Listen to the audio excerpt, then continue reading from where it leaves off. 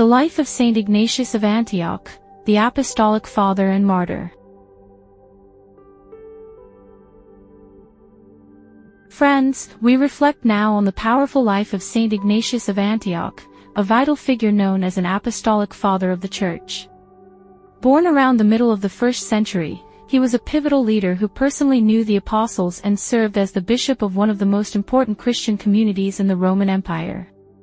His tragic, yet glorious, martyrdom and his 7 essential letters provide a direct, irreplaceable window into the foundational beliefs and structure of the nascent Church.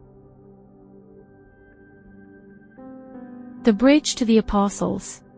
Ignatius's life provided a direct, living connection to the original sources of Christianity. Sacred tradition asserts that he was a disciple of the apostle Saint John, the one who wrote the Gospel, and possibly was also mentored by Saint Peter. This unique experience placed him in the highest tier of the early Church's leadership.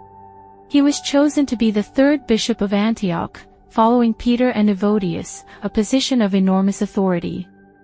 Antioch was the 3rd largest city in the Roman Empire and a foundational center of Christian growth. It was, significantly, the city where the followers of Christ were first known as Christians. For the emerging faith, Ignatius was a leader of immense spiritual and practical influence.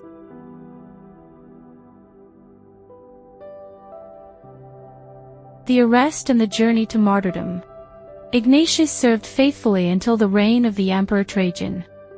During a wave of persecution, he was arrested and, due to his immense prestige, his condemnation was turned into a public spectacle meant to intimidate all other believers. He was sentenced to the most brutal death imaginable, to be executed in Rome by being thrown to the wild beasts in the Colosseum.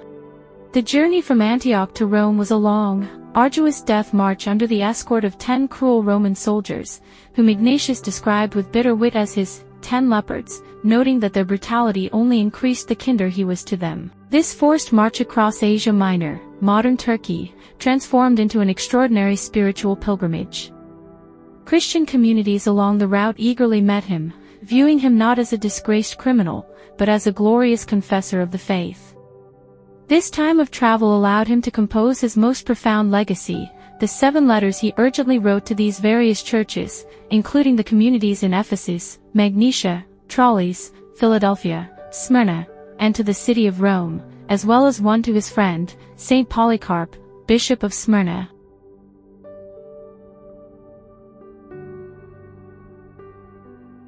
The teachings of unity and the Catholic Church.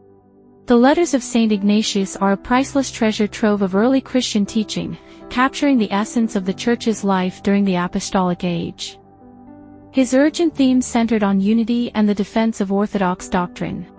The hierarchical structure. Ignatius is the first writer to clearly and insistently articulate the essential structure of the Church authority, the bishop, as the local head, representing Christ, the priests, presbyters, and the deacons. He stressed that unity with Christ comes through absolute unity with the bishop. Do nothing without the bishop. The Eucharist. He spoke of the Eucharist in strikingly physical and profound terms, calling it not merely a symbol, but the medicine of immortality, and the antidote that prevents us from dying, confirming the core belief in the real presence of Christ.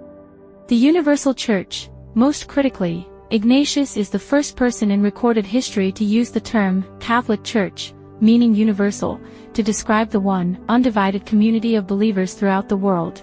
Wherever the bishop shall appear, there let the multitude of the people also be, even as, wherever Jesus Christ is, there is the Catholic Church.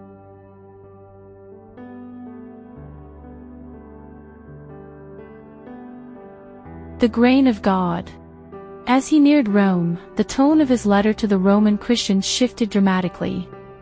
It became an urgent, almost agonizing plea, not that they should save him from death, but that they should not interfere with his execution. He saw his impending death as the ultimate act of worship and the final, necessary union with Christ. He wrote the lines that would forever define his glorious final moments. I am God's wheat, and I am being ground by the teeth of wild beasts to become the pure bread of Christ. Ignatius willingly embraced his fate. He arrived in Rome, was cast to the hungry lions in the great amphitheater, and sealed his life's work through a final, perfect act of sacrifice. His body was devoured, and only a few of his larger bones remained, which were carefully gathered and revered by the Christians. His martyrdom confirmed the spiritual vitality of the early Church, and his feast day is celebrated on October 17th.